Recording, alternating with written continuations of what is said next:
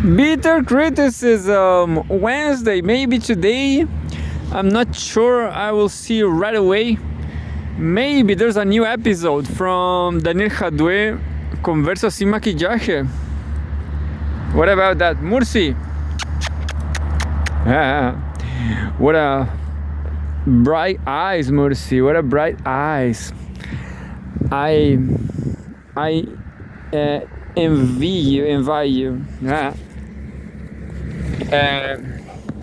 So here we go. The screaming. Let's scream all day long. Screaming night because of the noisy trucks. Screaming night.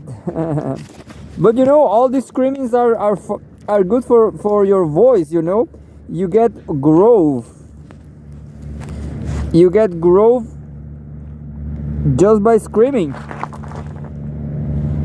Just by screaming all night, you will get growth. What about that? What about getting growth? Well, I think it's fine. The framing, I guess the framing is fine. I'm just start to screaming because of the noisy trucks. I'm going to see if there are new video of Daniel Jadue, another Conversa sin maquillaje episode. Daniel Jadue.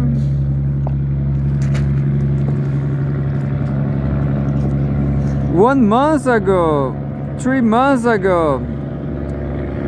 Looks like Daniel Jadue is free. No, there's no new episode, just the normal 3 months ago episode. Of course, Daniel Jadue is recovering. We hope the best for him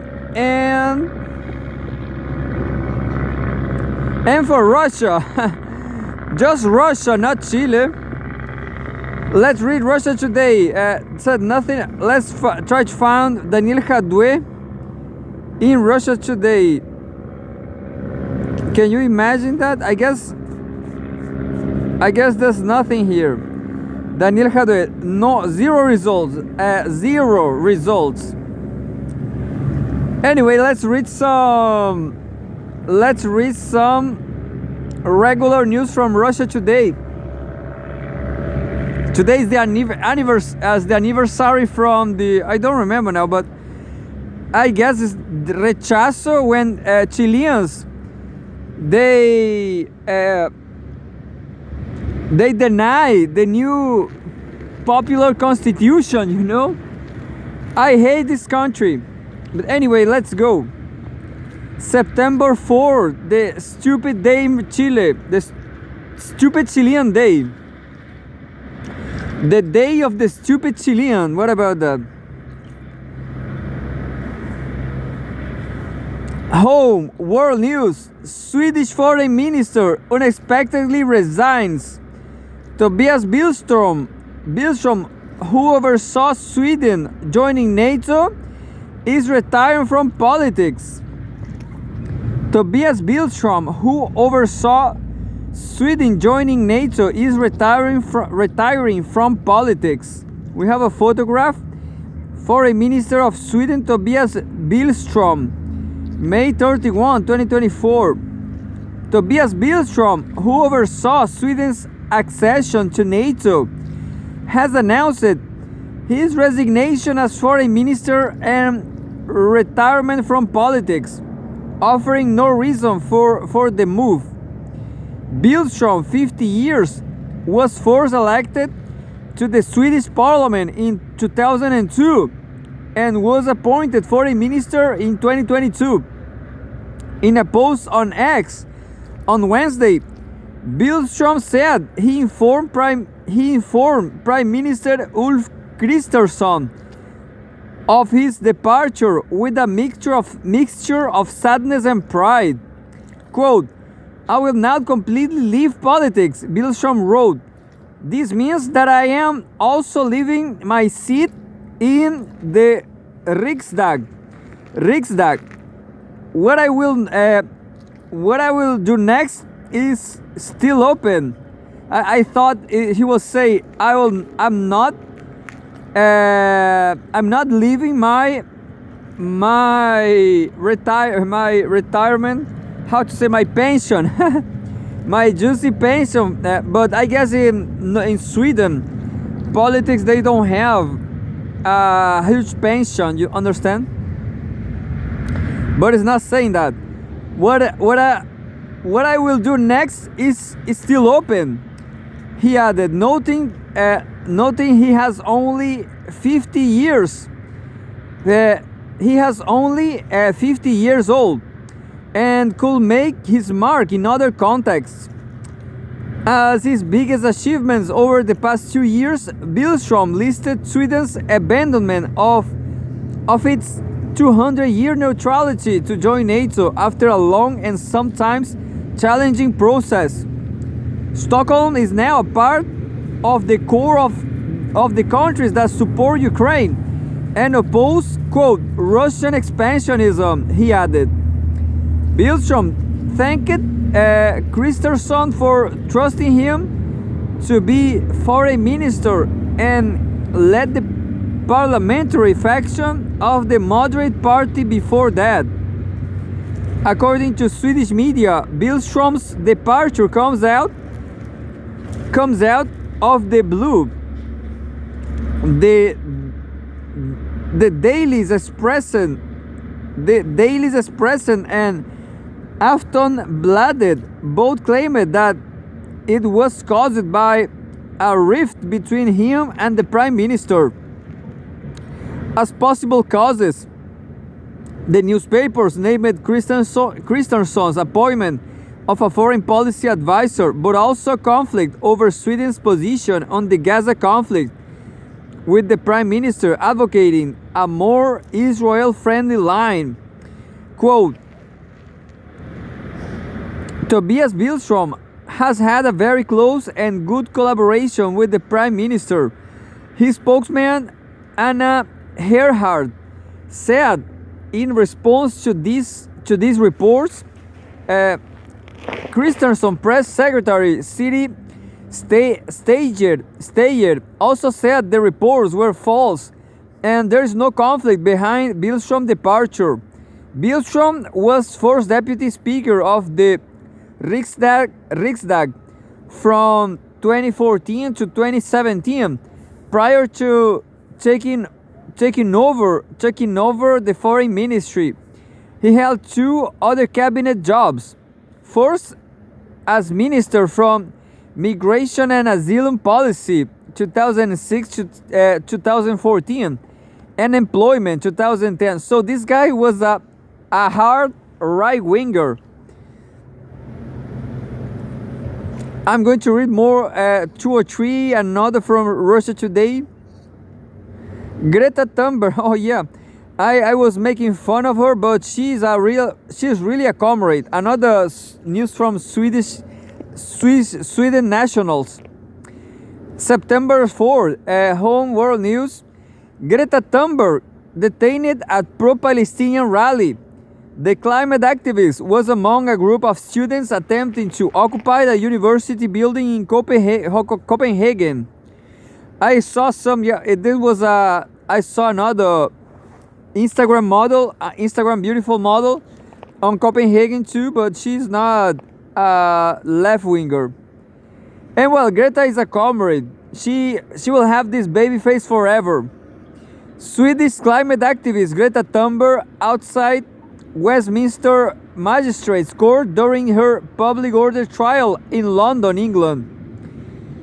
Swedish climate activist Greta Thunberg was detained at a pro-Palestinian rally in the Danish capital Copenhagen on Wednesday. Local media reported citing protest organizers. Thunberg, 21 years old, who already has a history of being dragged from various demonstrations by police in several countries, was part of a group occupying a university in Copenhagen administration building. Protesters from the Students Against the Occupation group called for an academic boycott of Israeli universities. In a statement on Instagram before the protest action, the group said that while the situation in Palestine only gets worse, the University of Copenhagen continues cooperation with academic institutions in Israel, which prompt them to act. A total of 6 people were detained during the rally out of a total of around 20 protesters. A police spokesperson told AFP he declined to identify those who were arrested, but a spokesperson for the student group said Thunberg was among them. We have here the Twitter, the ex Oli London TV. Greta Thunberg bundled into police van after being handcuffed and arrested from blocking the entrance to Copenhagen University. And she's still like a little girl. I read sometimes she's not tall at all. She's shorty. She could be the shortest Swedish girl ever. Prior to the arrest, the Swedish activists reported on the protest on Instagram, saying that police had violently entered the building with a ram wearing assault rifles, and that several students had been arrested. Several web users posted pictures and videos purportedly showing Thunberg's arrest on X, formerly Twitter. They featured the activists wearing a black and white keffiyeh shawl, a traditional Arabic headdress, being led to a police van in what looked like handcuffs. A later report by Danish news outlet Extra Bladet said Thunberg had been taken to a police station for questioning but was later released. She has reportedly been charged with trespassing along with 5 other students. Pro-Palestinian protests have been flaring up across campuses all over the globe since last spring.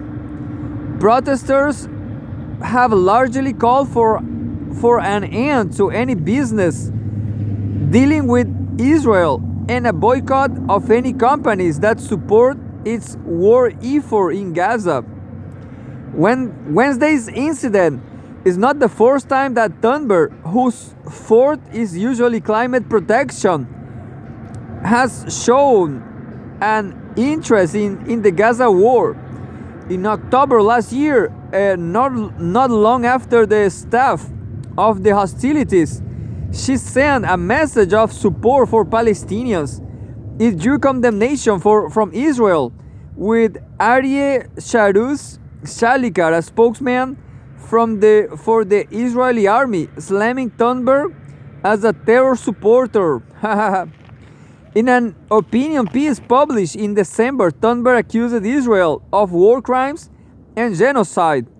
Later, at a Kitsch Fest in Malmö, Sweden in May, she reiterated her stance, saying that pro-Palestine protests should be everywhere. Definitely. Yeah. So yeah, I don't know what to say, I guess I'm too negative, I became a very negative person, thinking kind of conservative, thinking like, oh yeah, if the situation is so hard in Palestine, you should not have kids, and well, if you are living in Palestine and the situation is so hard, you should leave. You should go to Colombia. You should go to Brazil.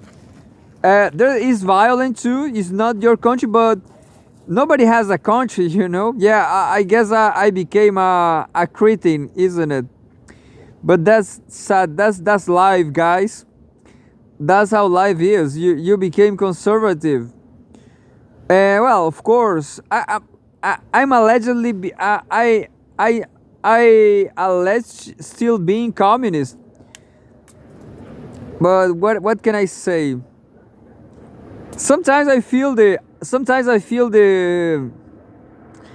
passion for blood and revolution, but right now I don't know what to say. I don't believe in nations. If I were a Palestinian, probably I will not be satisfied with my own people. Anyway, let's read the next one. September 4th, 2024, home business news. Turkey officially applies to join BRICS. Kremlin, Turkey, a NATO country. The bill will be considered by the group's member states. An AD to the Russian president has said. We have a photo of BRICS logo. Turkey has officially applied to join BRICS. Russian President ID Yuri Ushakov said on Wednesday, confirming that the group's member states will consider the bid. Turkish President Recep Tayyip Erdogan has also accepted the Kremlin's invitation to attend the BRICS summit in the Russian city of Kazan, set to take place in October 22, 2024. According to Ushakov, Russia is currently chairing the organization. Quote, Turkey has submitted an application for full-fledged membership. We will consider it, Ushakov told reporters. Bloomberg reported on Monday that Ankara submitted an application to become part of BRICS some months ago, partially driven by rifts between Turkey and the rest of NATO over the Ukraine conflict. Turkey is the first NATO state to seek membership in the non-Western BRICS group. That's what I said. Interesting, very interesting. A spokesman for Erdogan's ruling AK party, Ömer Selik, later confirmed that the application process is underway and that Erdogan has stated several times that Turkey aspires to become a BRICS member. Quote, our request on this issue is clear. This process is ongoing, but there is no concrete development regarding this. Selik told reporters, our president has clearly stated that Turkey wants to take part in all important platforms, including BRICS. End of quote. BRICS was founded in 2006 by Brazil, Russia, India, and China, with South Africa joining in 2011. The group expanded this year when Egypt, Ethiopia, Iran, and the United Arab Emirates became full members. More than 30 countries have already formally applied to join, according to Ushakov. Meanwhile, Turkey's application has sparked concerns in the EU. The blog spokesman Peter Stano reportedly said during a press conference in Brussels on Tuesday that as a candidate to join the EU, Ankara had to respect EU values and foreign policy preferences. What? I will read this again because the EU is a bitch against, everybody knows this. Turkey is being a bitch, a completely bitch with Turkey people, they even discriminate. The Ottoman Empire has, a past. How to explain? Long story short, the Ottoman Empire 2 centuries ago pushed Europe, tried to conquer Vienna. The Ottoman Empire got near to Vienna, and well, the Ottoman Empire, they were like Turkish, maybe Muslim. I'm not sure about the Ottoman Empire, but they were a threat to Europe, understand, back in that time. And now, well, everybody knows the history. Then, maybe among that time, Europe made a imperialist right, an imperialist, not right, but I forgot now. An imperialist, I guess it's right, I'm not sure. Anyway, imperialism began even with the Ottoman Empire over there, you know. The Ottoman Empire, they participate in the imperialism also, you know. But the Ottoman Empire start to decline. The question is, for Europe, the Ottoman Empire always was a threat, and that's why they don't consider Turkish people Europeans. Understand? That's the whole question. And nowadays, Turkey, it is a third world or global south country.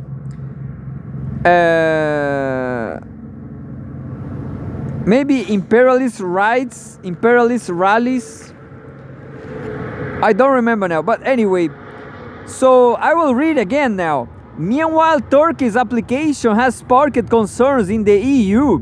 The bloc spokesman Peter Stano reportedly said during a press conference in Brussels on Tuesday that as a candidate to join the EU, Ankara had to respect EU values and foreign policy preferences.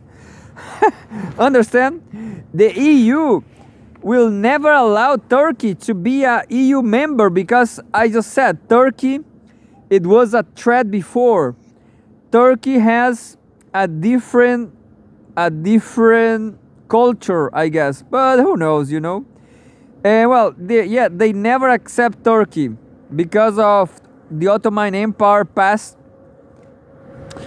And now, anyway, this is a good comment for somebody like Pepe Escobar. Like the EU is just being a bitch against Turkey people. The bloc spokesman Peter Stano reportedly said during a press conference in Brussels on Tuesday that as a candidate to join the EU, Ankara had to respect EU values and foreign policy preferences, despite having the right to choose which international organizations to join.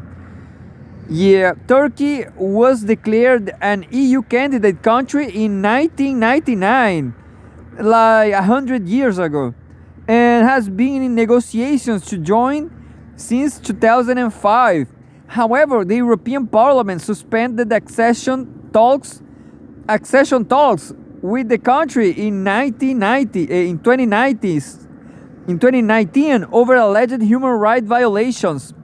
The Turkish leadership is reportedly growing frustrated over the lack of progress in its decades-long bid, according to Bloomberg. Anyway, the EU is just imperialism.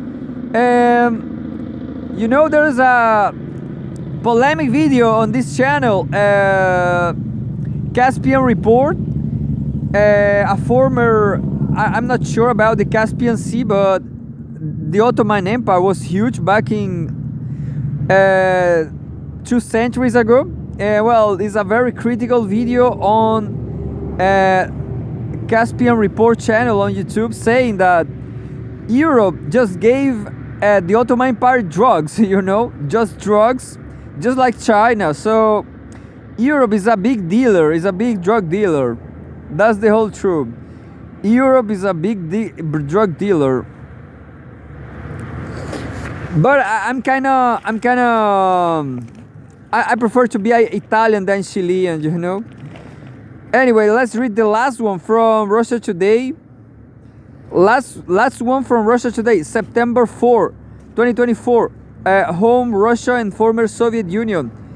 US knows Russia's red lines, Lavrov. Moscow takes the supply of long-range missiles to Ukraine very seriously, the foreign minister has said. We have a photograph. Sergei Lavrov holds a press briefing at the United Nations headquarters in New York City, July 17. The US is well aware that any decision to supply Ukraine with long-range missiles crosses Moscow's red lines and could trigger a third world war. Russian Foreign Minister Sergei Lavrov has warned. American officials are close to approving the supply of long-range cruise missiles to Kiev, Reuters reported on Tuesday, citing anonymous sources. The missiles in question join air-to-surface standoff missiles JASSM have a range of up to 900 kilometers and can be fired from Ukraine's Western supplied F-16 fighter jets. Quote, the Americans have already stepped over the red line that they set up, Lavrov told reporter Pavel Sarubin on Wednesday, referring to Washington's long-standing reluctance to provide Ukraine with weapons capable of striking deep inside Russian territory. Quote, they are emboldened, and Ukrainian leader Vladimir Zelensky certainly sees this and uses it, Lavrov continued. Quote, but they need to understand they are joking about our red lines. Don't joke about our red lines. They know perfectly well what they are. End of quote. Last month, Lavrov declared that the US and its allies will be asking for trouble if they lift their rules prohibiting Ukraine for launching long-range strikes against Russia. Quote, I would like to again quote a statement by White House National Security Council spokesman John Kirby, who said that the US should be very careful about increasing support for Ukraine so as to avoid World War III, Lavrov told Sarubin. Back in June, Kirby said that the major escalation of the Ukraine conflict could have disastrous consequences, potentially across the European continent, and will harm US interests in the region. Zelensky maintains that the West shouldn't fear escalation from Russia, and that Ukrainian forces' incursion into Russia's Kursk region proves that Moscow has no red lines. However, while Russia has typically been loath to respond to provocations by either Kiev or the West, it has continued to fight in a manner that favors its strengths, namely its massive advantages in artillery, missile stocks, and manpower. Kiev's attacks on the Crimean Bridge, for example, were met not by reciprocal attacks on Ukrainian civilians, but by massive and crippling missile strikes on the country's energy infrastructure. Likewise, the presence of Western military structures in Ukraine has been met with precision strikes on their position, which the Russian Defense Ministry usually announces days later.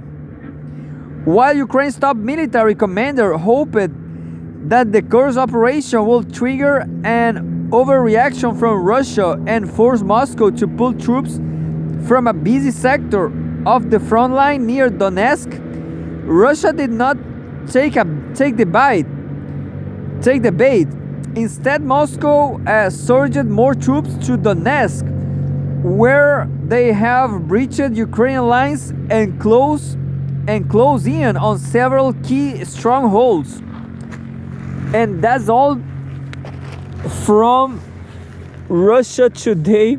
Well, I didn't notice, but I was all wrong. The camera was all terrible, in a terrible shape, in a terrible position.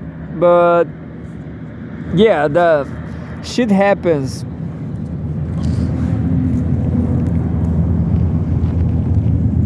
And here we go again. This time I'm going to read. I guess I'm going to read. I'm going to read.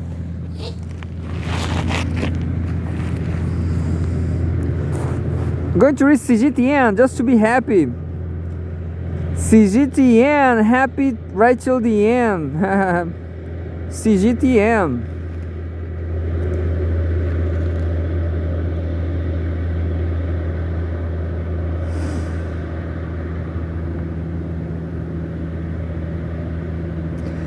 Another institutional news, kind of boring, but here we go. I'm learning to be a Confucianist, positivist, I guess, and not complain too much about institutionality, politics. September 4, 2024. Xi Jinping says FOCAC helps change lives in toast at welcome banquet. Can you see? It's just a speech. We have a photograph from the welcome banquet for guests attending the 2024 summit of the Forum on China-Africa Cooperation is held in Beijing, September 4th. The Forum on China-Africa Cooperation, FOCAC, has helped change many lives as it offers a platform through which roads, railways, schools, and hospitals are built. Chinese President Xi Jinping said on Wednesday in a toast at the welcome banquet for guests attending the 2024 FOCAC summit. Xi said he has visited Africa 10 times and has also hosted many leaders from African countries during their visits to China. He has particularly struck by the solid foundation, starting point and bright future of building the China-Africa community with a shared future, she said, adding that it has set a shining example for the creation of a community with a shared future for humanity. Since the mid-20th century, China and African nations have fought side by side in struggles against imperialism, colonialism, and hegemonism, and have walked hand in hand on the path of development and modernization, he said. Regardless of how the international situation changes, the friendship between China and Africa has continued and grown stronger over time, the Chinese president said. She said the China-Africa community with a shared future has grown stronger by advancing with the times.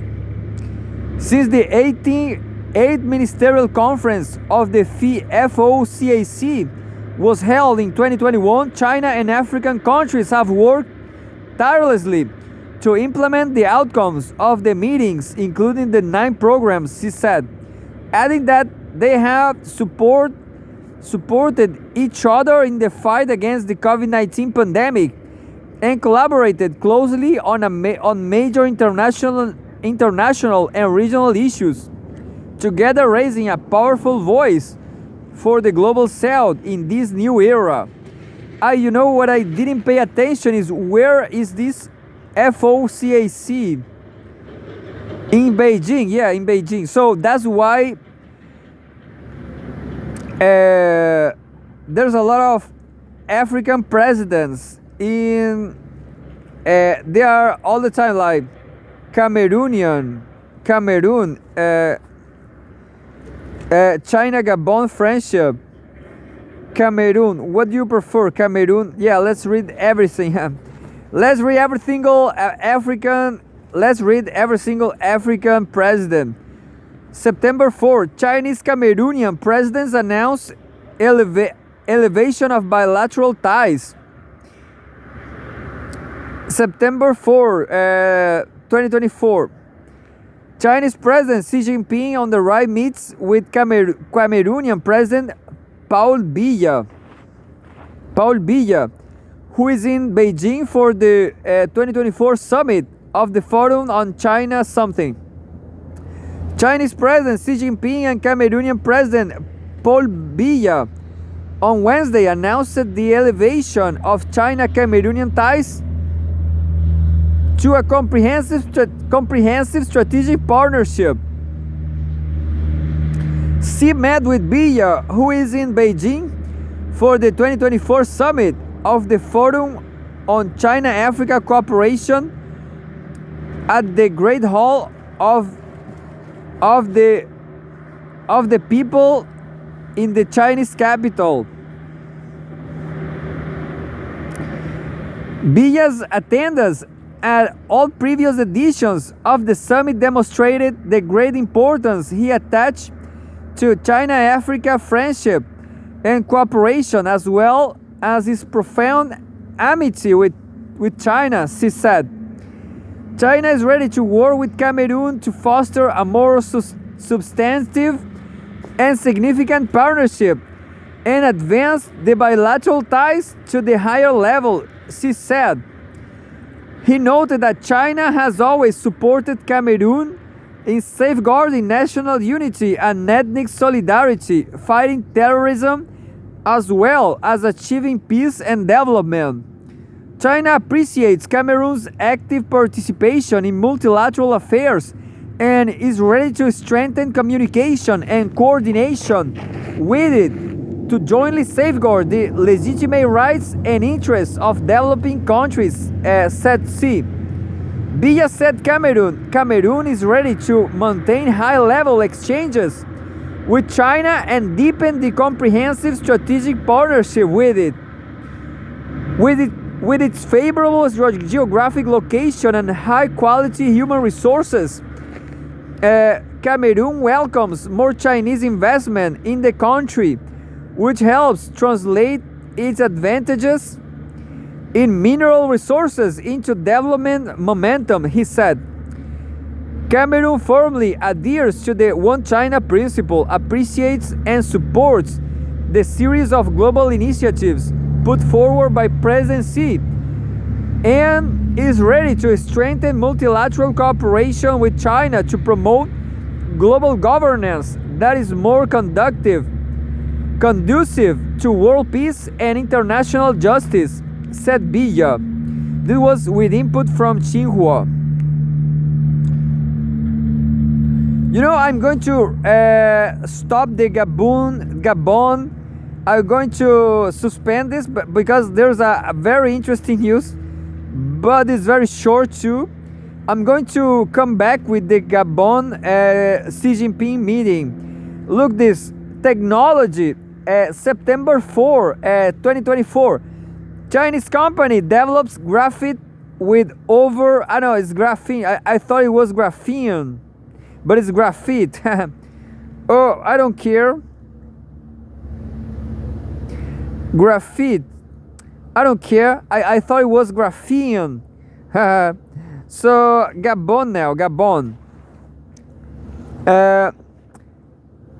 Politics, September 4, 2024. President Xi Jinping says ready to carry forward traditional China-Gabon friendship.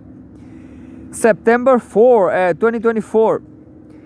Chinese President Xi Jinping on the right meets with Gabonese President Brice Clotaire Oligui Nguema, who is in Beijing for the 2024 summit. Chinese President Xi Jinping said on Wednesday that China is ready to work with Gabon to carry forward the traditional friendship between the two countries during a meeting with Gabonese President Brice Clotaire Oligui Nguema, who is in Beijing for the 2024 summit of the Forum on China-Africa Cooperation, FOSCAC. Xi said the friendship and cooperative relations between China and Gabon have become a model for China's relations with Africa and other developing countries. China is willing to work with Gabon to create an even brighter future for their comprehensive strategic cooperative partnership, he added. Xi said China is willing to take the FOSCAC summit as an opportunity to deepen cooperation between the two countries in areas such as infrastructure, agriculture, health, and the digital economy to help Gabon diversify its economic transformation. China is also willing to strengthen cooperation with the Gabonese side in counter-terrorism and security to promote domestic stability and regional peace and security, he added. Nguema said the Gabon-China relationship is very close in all fields, and China is Gabon's most important partner that has contributed to the country's development in many ways. He expressed gratitude for China's support for the political transition process in Gabon. Gabon firmly adheres to the One China policy and will work with China to celebrate the 50th anniversary of the establishment of diplomatic relations between the two countries, said Nguema. He said Gabon and China actively cooperate under the framework of the Belt and Road Initiative, adding that the two countries continue to deepen their comprehensive strategic cooperative partnership. During the summit, the two countries signed bilateral documents in areas such as investment, economic cooperation, and infrastructure development. Anyway, this was for with input from Xinhua News. Cgtn is such a great site of news, but that's it. Guess I'm going to read a very last one from Al Jazeera, I guess. A very short one.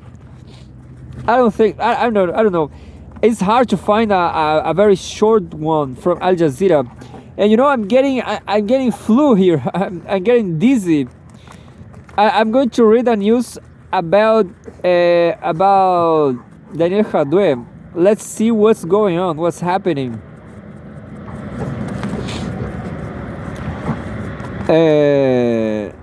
Look, CNN.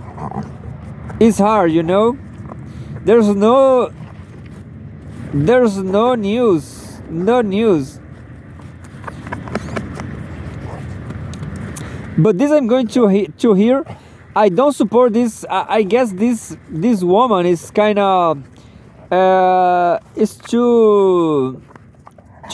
from the Communist Party, but she's too right. His comments are too. I don't like her. You know, she's only beautiful. She's beautiful outside. You know, she's superficially beautiful. But she's too right-winger. El alcalde Jadue, militantes del PC, acusan una persecución política contra el jefe comunal, mientras que el presidente del partido, Lautaro Carmona, advirtió que el derrotero del edil puede afectar la calidad de la convivencia política antes de que se decretara la medida cautelar. Hace un llamado al partido a no horadar y a respetar las decisiones de una institución autónoma como es el Poder Judicial. No, el gobierno va a insistir en esto. Nosotros como gobierno estamos cumpliendo una labor institucional y respetamos nuestra labor institucional como poder ejecutivo, un poder del Estado que es autónomo del Poder Judicial y que por lo tanto también respeta la autonomía de ese Poder Judicial. En la política, los liderazgos políticos, los partidos, los parlamentarios han jugado distintos roles. Hemos tenido muchísimos casos de alcaldes a los cuales se le han decretado prisión preventiva asociado a casos de corrupción u otros, ¿no? Y en todos los casos, sin distinción, como gobierno nosotros hemos señalado que respetamos la labor de la justicia. Y así vamos a seguir hasta el final. Queda claro la posición del gobierno y el respeto que guarda a la justicia, pero en lo que se refiere a los partidos, ya el PC acusa persecución política, o sea, motivaciones de otro orden que no sean el mérito de la causa misma. Entonces, hace un llamado usted como vocera de gobierno a un partido oficialista, en este caso como es el PC, a respetar la acción autónoma de la institución. A todos los partidos, incluso a una alcaldesa, le hemos hecho el llamado a respetar el trabajo de nuestras instituciones, porque en última instancia, independientemente de la opinión que se tenga sobre las causas que lleva un fiscal o una fiscal, son los tribunales y la justicia la que termina determinando, ¿no? Si es que hay delitos cuáles son los delitos y cuáles son las responsabilidades penales frente a esos delitos. Es la justicia y los tribunales los que terminan con la última palabra, ¿no? Y eso es lo que nosotros respetamos, así como la labor de los entes persecutores, también la legítima defensa y el derecho a la presunción de inocencia de todas las personas que han estado inculpadas en estos procesos. Creemos que la institucional final funcione y llegue hasta última instancia de manera rigurosa, que con los tribunales aplicando sentencia. Long story short, I don't believe that. She said she believes in Chilean justice because she is working for Brazilian government by this time, because it's but I don't believe, you know. It's very sad because this government, they are kind of, they have zero critics, you know. They have zero criticism. I have all the criticism in the world. Look, I have even bitter criticism. I criticize everything. I criticize the noisy trucks. I criticize, anyway, I'm a tough guy. But this government is not good, you know. This is not a good government at all, you know. Anyway, so I don't. She's beautiful. She has a beautiful face. She has a beautiful body. She's a beautiful voice. She's a mom, but well, this had nothing to do with beauty or ugliness. The matter is, this government, supposedly on the left, she have zero critics, you know.